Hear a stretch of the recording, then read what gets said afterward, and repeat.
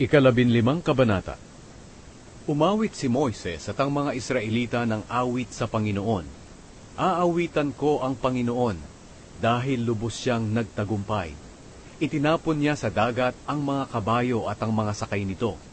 Ang Panginoon ang nagbibigay sa akin ng lakas at siya ang aking awit. Siya ang nagligtas sa akin.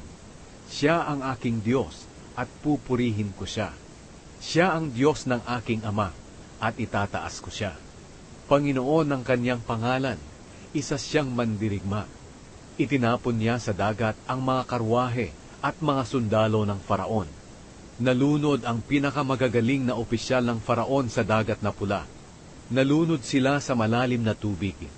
Lumubog sila sa kailaliman katulad ng isang bato. Dakila ang kapangyarihan niyo, O Panginoon. Sa pamamagitan nito, dinurog niyo ang inyong mga kaaway.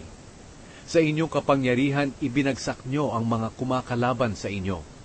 Ipinadaman niyo sa kanila ang inyong galit, na siyang tumupok sa kanila na parang dayami. Sa isang ihip niyo lang, nahati ang tubig.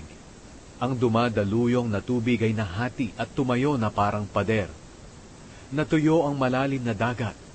Sinabi ng nagyayabang na kaaway, hahabulin ko sila at huhulihin. Paghahati-hatiin ko ang kanilang mga kayamanan at bubusugin ko nito ang aking sarili. Bubunutin ko ang aking espada at lilipulin sila. Pero sa isang ihip nyo lang, nalunod sila sa dagat. Lumubog sila sa kailaliman kagaya ng tingga.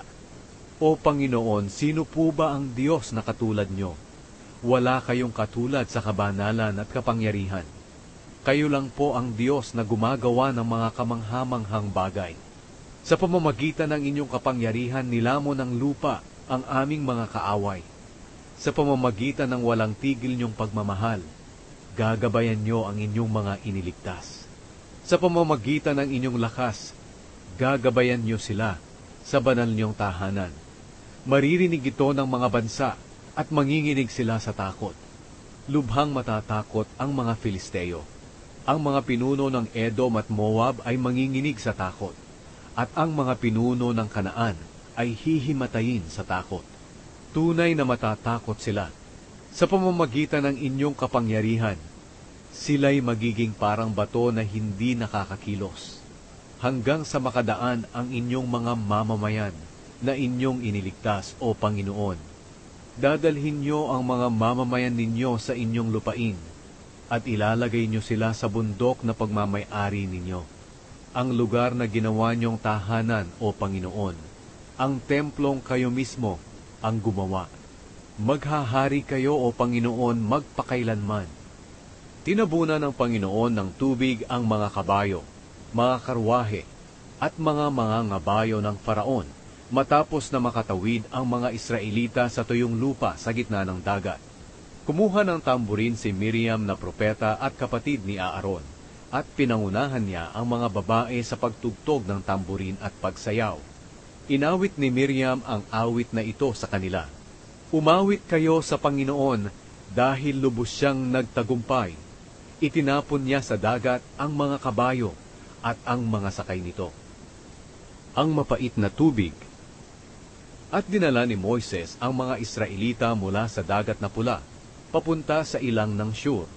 Sa loob ng 3 araw, naglakbay sila sa ilang at wala silang nakitang tubig. Nang makarating sila sa Mara, nakakita sila ng tubig, pero hindi nila ito mainom dahil mapait. Ito ang dahilan kung bakit Mara ang pangalan ng lugar. Dahil dito, nagreklamo ang mga Israelita kay Moises. Ano ang iinumin natin? Kaya humingi ng tulong si Moises sa Panginoon, at ipinakita ng Panginoon sa kanya ang isang putol ng kahoy. Inihagis ito ni Moises sa tubig at nawala ang pait ng tubig.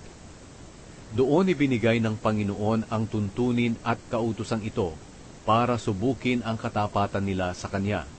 Kung susundin ninyo ako ng buong puso, ang Panginoon na inyong Diyos, at gagawa ng mabuti sa aking paningin, at susundin ang aking mga kautusan at tuntunin, hindi ko kayo padadalhan ng mga karamdaman, gaya ng ipinadala ko sa mga Ehipsyo, dahil ako ang Panginoon, ang nagpapagaling sa inyo. Dumating sila sa Elim, kung saan may 12 bukal at 70 puno ng palma, at nagkampo sila malapit sa tubig.